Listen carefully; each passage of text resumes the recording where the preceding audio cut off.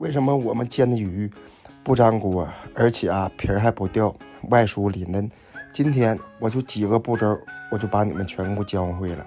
方法非常简单，而且还很实用。你们随着视频往下看。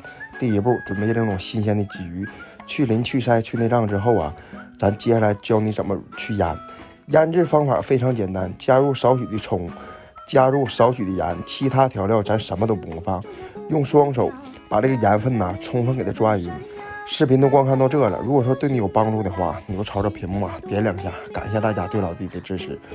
要保证鱼的新鲜度，而且不要加任何调料，盐就 OK 了，做出来非常非常香。加其他的调料这种鱼的新香味容易混杂了。腌制15分钟左右，这个时候咱起锅烧油，锅必须得是热的，加入少许的豆油。